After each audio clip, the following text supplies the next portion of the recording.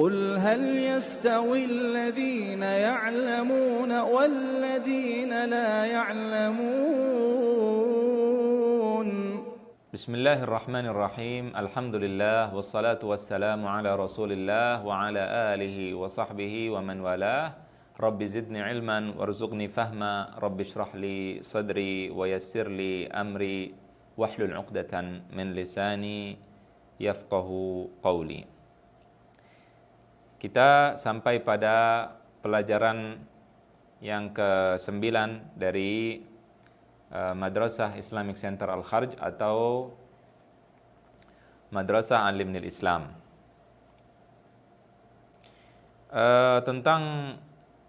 Kita akan membahas tentang syarat-syarat sholat. Kemarin sudah kita jelaskan tentang mandi, kita sudah menjelaskan mandi, kemudian sudah menjelaskan juga tentang amalan-amalan yang diwajibkan bersuci dan sebagainya, ya. Dan sekarang kita akan membahas tentang syarat-syarat sholat. Syarat-syarat sholat, apa itu syarat-syarat sholat? Kemarin sudah kita bahas tentang definisi syarat. Asyartu, kita akan ulangi kembali, tidak ada masalah. Asyartu artinya adalah al-alamah secara bahasa, tanda. Adapun secara istilah artinya ma yalzamu min adamihi al-adam wala yalzamu min wujudihi wujudun wala adam. Sesuatu yang kalau tidak ada maka tidak ada. Sesuatu yang jika tidak ada maka tidak ada. Dan kemudian jika ada belum tentu itu ada. Nah, itu syarat, ya, sudah kita jelaskan. Seperti misalkan menghadap kiblat ketika sholat. Saya menghadap kiblat belum tentu saya sholat, belum tentu juga saya tidak sholat. Tapi kalau sholat tidak menghadap kiblat tidak ada sholatnya. Jadi sholat harus menghadap kiblat. Atau lebih gampang dan lebih mudah adalah sesuatu yang sahnya ibadah itu tergantung hal tersebut. Jadi menghadap kiblat, sahnya sholat tergantung dari menghadap kiblat. Kalau menghadap sah, tidak menghadap kiblat tidak sah. Itu artinya syarat. As-salat, apa artinya as-salah? As-salat adalah af'alun wa aqwalun. Af'alun wa aqwalun makhsusatun muftatahatun bit-takbir, mukhtatamatun bit-taslimi ghaliban. Artinya adalah perbuatan-perbuatan atau perkataan-perkataan yang khusus. Jadi ada perbuatan khusus seperti berdiri, kemudian ruku, kemudian sujud, kemudian i'tidal. Itu semua adalah perbuatan-perbuatan khusus yang dikhususkan. Kemudian juga perkataan-perkataan khusus, kita baca doa iftitah, baca Al-Fatihah, dan sebagainya. Kemudian dimulai dengan takbiratul ihram, Allahu Akbar, yang pertama pada saat kita akan sholat. Takbir yang pertama disebut dengan takbiratul ihram. Kemudian setelah itu diakhiri dengan salam, taslim. Assalamualaikum warahmatullah, assalamualaikum warahmatullah. Itu adalah salat. Tapi ghaliban, kebanyakan seperti itu salat. Karena ada orang yang tidak bisa bergerak, lumpuh.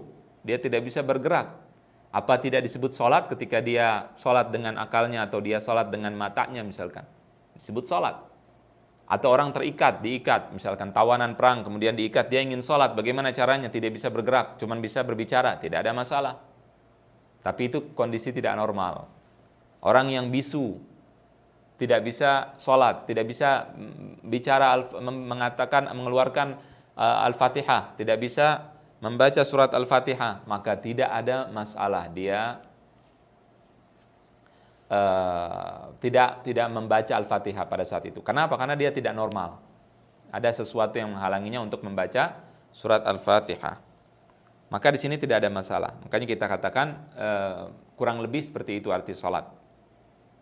Mayoritas orang sholat dia harus, kalau dia bisa, dia harus melakukan semua perbuatan sholat dan juga harus mengatakan semua dzikir-dzikir sholat. Itu adalah arti daripada sholat. Syarat sholat. Nah, syarat sholat ini terbagi menjadi dua. Ada syurut al-wujub, syarat wajib, dan ada syarat sihah atau syarat sah. atau dia kurang lebih sebagian syaratnya itu bercampur sebenarnya. Ya, jadi syarat wajib dan juga syarat sahnya sholat sama. Artinya tergabung menjadi dua. Tapi para ulama sebagian membagi menjadi dua, yang itu syarat sah dan syarat wajib. Apa syarat wajib? Ada 4, syarat sah ada 4. Yang pertama syarat wajib adalah Islam. Orang kafir dia wajib sholat sebenarnya. Di akhirat dia akan diminta pertanggungjawabannya ketika dia tidak sholat. Namun di dunia dia tidak diwajibkan sholat karena dia kafir. Kalau dia sholat dia harus masuk Islam terlebih dahulu. Ini Islam. Kemudian yang kedua syaratnya adalah berakal.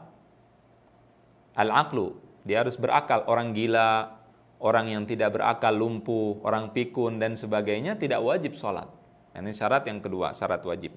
Kemudian syarat baligh atau dewasa. Kalau anak kecil tidak wajib sholat. Anak kecil kapan disuruh sholat? Umur 7 tahun. Diperintahkan untuk sholat. Umur 10 tahun, kalau tidak sholat dipukul. Tapi maksud dipukul di sini bukan dipukul sampai bengkak atau sampai ada memar, tidak. Maksud dipukul di sini artinya ditakuti, tidak perlu dipukul sebenarnya. Dipukul hanya sekedar ditakuti sedikit, pukul pun sedikit, tidak menyakiti. Nah, apa tujuannya? Ini menunjukkan kalau seseorang faham akan perintah Rasulullah SAW, dia tidak akan menolak hukum ini, karena banyak orang mengatakan kenapa Rasulullah menyuruh untuk memukul anak. Sebenarnya kalau kita faham terhadap hadis tersebut, kita tidak akan pukul anak. Dari mulai kecil kita didik anak kita untuk sholat. Kemudian begitu sampai umurnya 7 tahun kita perintahkan dia untuk sholat. Dari kecil kita didik. Bagaimana cara didiknya? Dengan cara mencontohkan kepada dia untuk sholat. Kita dulu sholat, orang tuanya harus sholat. Ini yang pertama. Jadi kalau mau mengamalkan hadis tentang memukul anak, yang pertama kita wajib mencontohkan kepada anak kita bahwa kita sholat. Itu yang pertama. Karena anak dengan otomatis dia akan melihat orang tuanya sholat, dia akan sholat. Sudah pasti. Kemudian yang kedua, dia tidak sering mukul anak. Bukan anak nangis sedikit dipukul, anak melakukan kesalahan dipukulin. Pukulnya sampai berdarah-darah atau sampai memar atau sampai bengkak atau sampai itu anak nangis karena dipukul. Jadi anak tidak mau makan dipukul, anak tidak mau minum dipukul, anak tidak mau ini dipukul. Kalau itu dilakukan sebelum 10 tahun, maka ini bukan ajaran Nabi. Nabi menyuruh dari mulai lahir sampai 10 tahun tidak boleh dipukul anak kecil. Jadi jangan dipukul. Nah, ini dipraktekkan dulu. Rasulullah nyuruh kapan? Umur 10 tahun. 7 tahun hanya diperintahkan dia sholat, alhamdulillah. Tidak sholat, kita hanya bisa bicara. Ini penting. Jadi jangan sampai Anda memukuli anak dari umur 10 tahun kurang ke bawah Anda pukuli, begitu 10 tahun, nah, alasannya Nabi nyuruh mukul. Tidak benar. Jadi syarat yang pertama ketika akan memukul anak untuk sholat, yang pertama adalah mencontohkan, yang kedua kita setelah itu mengajarkan anak tentunya sholat, kemudian kita tidak boleh pukul anak. Dalam keadaan apapun jangan pukul anak. Umur 10 tahun, kalau tidak mau sholat, kita tidak pernah mukul sekarang. Ini sunnah Nabi, tidak pernah mukul. Begitu dia tidak mau sholat, kita katakan atau kita mengangkat tangan kita akan memukul, dia sudah takut. Kenapa? Karena kita tidak pernah pukul. Pas kita angkat tangan, pas kita mau mukul, anak tersebut akan berpikir, oh ternyata sholat ini penting sekali. Sampai orang tuaku yang tidak pernah memukulku, semenjak aku bayi, semenjak aku lahir ke dunia sampai umurku 10 tahun, tiba-tiba dia mengangkat tangannya ingin memukulku karena sholat. Ada apa dengan sholat? Di sini dia akan berpikir.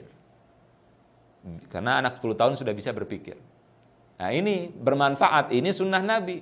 Jadi seperti itu. Kemudian tidak memukul, nih syarat yang ketiga, tidak memukul sampai memar. Jadi sebenarnya kalau dia mengangkat tangan dan dia tidak pernah memukul, anak sudah takut. Ketika orang tua marah dan sudah mengangkat tangan, dia tidak perlu memukul sebenarnya. Kalaupun terpaksa memukul, dia hanya memukul seperti ini. Bukan memukul dalam artian memukul dengan menyakiti, bukan. tapi memukul hanya sekedar menakuti, agar anak tahu bahwa kita marah ketika dia meninggalkan sholat. Kalau ini dilakukan, ini yang disebut dengan memukul menurut Nabi Shallallahu Alaihi Wasallam. Tapi bukan memukul dengan kayu atau dengan misalkan dengan pukulan tinju dan sebagainya, tidak. Atau kita biasa mukulin anak, begitu umur 10 tahun kita pukul ketika akan sholat, bagi dia tidak ada bedanya antara memukuli karena meninggalkan sholat atau memukuli karena tidak mau makan atau tidak mau sekolah atau karena bangun terlambat. Ya, ini penting untuk dipahami. Jadi pukulan kita tidak ada gunanya kalau kita sudah sering memukuli sebelum 10 tahun. Harus hati-hati dalam memahami masalah ini, dan tidak boleh memukul sembarangan. Anak kecil adalah amanah, tidak boleh dipukuli seenaknya. Ini penting, dan mohon maaf kalau saya agak panjang membahas hal ini.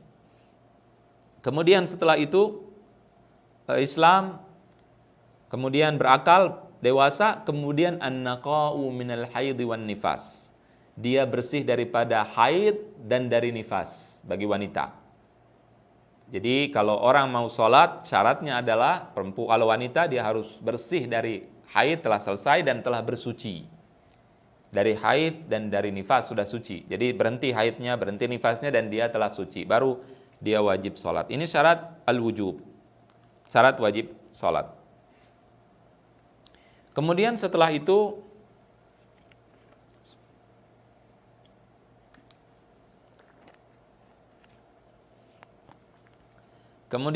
itu adalah syarat sah sholat.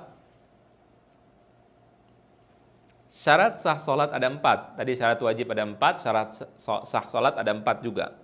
Apa saja syarat sah sholat? Yang pertama adalah menghadap kiblat. Tadi saya sering contohkan, harus menghadap kiblat. Kalau tidak menghadap kiblat tidak sah.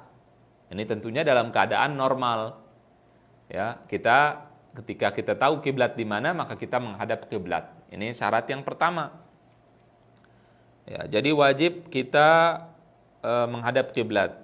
Kemudian setelah itu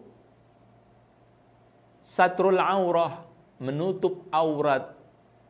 Harus ditutup aurat. Ya. Perempuan menutup seluruh tubuhnya, ya kecuali mukanya. Kemudian kalau laki-laki menutup dari surrah, dari bagian pusar sampai dengkulnya ditutup. Tapi di sini bukan berarti kita sholat dengan buka baju, bukan. Ini banyak orang salah paham. Ya, aurat memang dalam sholat seperti itu, tapi itu artinya ketika tidak ada baju sama sekali, kita tutup dari surah, dari pusar sampai dengkul. Kalau tidak punya baju. Namun ketika ada baju, maka kita tutup semua tubuh kita laki-laki. Kita tutup dan kita sholat. Bahkan di dalam sholat ketika kita pakai misalkan kemeja, kemudian tangan kita ke ataskan, ini tidak bagus, ini makruh hukumnya. Ya, jadi harus diturunkan ke bawah. Jadi kalau sholat dibuka badannya, ini tidak ada adab terhadap Allah Subhanahu wa Ta'ala. Dikatakan bahwa auratnya dari pusar sampai dengkul, betul. Dan dia kapan dia sholat? Bisa dia sholat telanjang dada tanpa menutup tubuh bagian atas misalkan. Kapan? Ketika tidak ada pakaian lagi.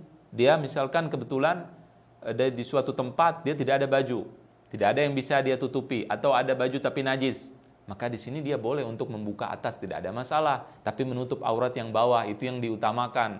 Kenapa? Karena itu yang disebut dengan aurat salat. Nah, ini banyak orang, ada sebagian orang yang sholat dibuka badannya karena tidak ngerti, karena bodoh, tidak paham agama. Jadi ini penting untuk diketahui. Ya, jadi menutup aurat adalah syarat sah sholat. Kalau terbuka auratnya maka tidak sah sholatnya, kecuali memang tidak ada pakaian. Kemudian setelah itu masuk waktu, dukhulul waqti, masuk waktu. Sholat sebelum waktu tidak sah, harus diulang. Masuk sholat zuhur harus dilakukan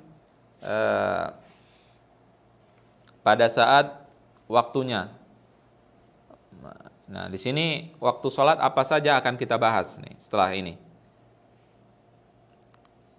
Ya, kemudian yang kelima sudah kita bahas, kelima tadi menghadap kiblat sudah, kemudian menutup aurat sudah, kemudian masuk waktu akan kita bahas waktu-waktu salat setelah ini insyaallah. Kemudian at-taharah minal hadatsy wan najas, yaitu suci dari hadas dan najas. Ini di buku ada artinya menghilangkan najis dari badan, dari pakaian dan tempat sholat. Itu syarat sah sholat. At-taharatu minal hadatsy wan najas. Dari hadas akbar dan hadas kecil, hadas besar dan hadas kecil, itu harus kita hilangkan dengan mandi junub atau dengan wudu, ya, seperti yang sudah dijelaskan, dan juga menghilangkan najis. Tempat sholat kita harus bersih dari najis, baju kita bersih dari najis, dan juga kita menggunakan air atau tempat atau sejadah yang bersih dari najis. Semuanya harus bersih dari najis. Ini ada 8. Kemudian di sini ada tulisannya syarat sah salat adalah niat. Nah, di dalam ini ada perbedaan ulama. Tentunya dalam mazhab Syafi'i niat ini bukan syarat sah salat, bukan syarat salat, tapi rukun salat. Ini dipindahkan ke rukun nanti. Kita akan bahas tentang rukun. Di rukun. Jadi kan di sini di buku ada 9, jadi dikurangi menjadi 8. Waktu sholat fajar, ya kita tahu bahwa sholat 5 waktu itu wajib. Ada sholat subuh, ada sholat duhur, ada sholat asar, ada sholat maghrib, ada sholat isya. 5 sholat yang wajib. Sholat subuh 2 rakaat, sholat duhur 4 rakaat, sholat asar 4 rakaat, sholat maghrib 3 rakaat, sholat isya 4 rakaat. Kapan waktunya? Waktunya sholat subuh dari terbit fajar hingga sebelum terbit matahari. Hingga terbitnya matahari. Itu sholat fajar. Itu sholat subuh. Nah, kemudian zuhur setelah matahari tergelincir hingga waktu asar. Jadi bayang-bayang kalau kita taruh misalkan tongkat, panjangnya sama kurang lebih. Ada lebih sedikit, ya, itu disebut dengan dhilal istiwa, ya, itu panjang sedikit, itu tidak masuk di hitungan. Jadi bayangan dengan benda sama. Kemudian asar, dari waktu asar hingga terbenamnya matahari. Kemudian setelah itu dari sholat maghrib dari terbenamnya matahari hingga hilangnya asyafaqul ahmar. Sampai masuk waktu isya kurang lebih. Kemudian setelah maghrib hingga subuh. Di sini ada pertengahan malam, ada perbedaan ulama dalam mazhab Syafi'i sampai subuh. Ya, waktu isya sampai subuh. Tapi tentunya dikerjakannya nanti ada waktu-waktu ini terbagi, kapan waktu yang haram kita melakukannya, kapan waktu yang makruh, kapan waktu yang fadilah atau yang utama. Ini dibagi, namun karena pelajaran kita singkat tidak akan kita jelaskan hal tersebut. Namun intinya seseorang ketika sholat 5 waktu masih di waktunya ini boleh, tidak ada masalah. Jadi kadang-kadang ada pertanyaan, di masjid ini qomatnya setelah 20 menit, boleh atau tidak? Boleh, karena masih di waktu. Jadi kalau subuh adzan jam setengah 5, kemudian terbit matahari jam 6, dari jam setengah 5 sampai jam 6 kita boleh sholat kapan saja, di awal waktu, di tengah, dan di akhir. Dan yang lebih afdal di awal, lebih afdal. Namun kalau dia sholat masih di dalam waktunya, dibolehkan. Zuhur, dari zuhur sampai asar, zuhur misalkan jam 12 sampai asar jam 3 misalkan, boleh sholat kapan saja, tidak ada masalah. Ya, tidak ada masalah karena Rasulullah SAW pernah sholat di awal waktu, pernah sholat di pertengahan waktu, dan pernah sholat di akhir waktu. Namun yang lebih afdal adalah di awal waktu.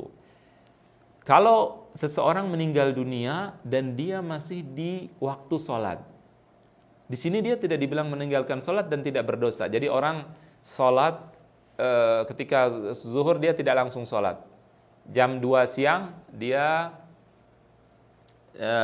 kemudian meninggal, maka dia tidak berdosa. Kenapa? Karena masih dalam waktu dan dia niat untuk mengerjakan sholat, maka tidak ada masalah. Begitu juga orang wanita yang haid belum sholat, jam 2 siang tiba-tiba haid, maka juga tidak ada masalah, tapi nanti harus diqadha nanti sholatnya. Demikian mudah-mudahan jelas. Wassallallahu wasallam ala nabiyina Muhammadin wa ala alihi wa sahbihi ajma'in. قل هل يستوي الذين يعلمون والذين لا يعلمون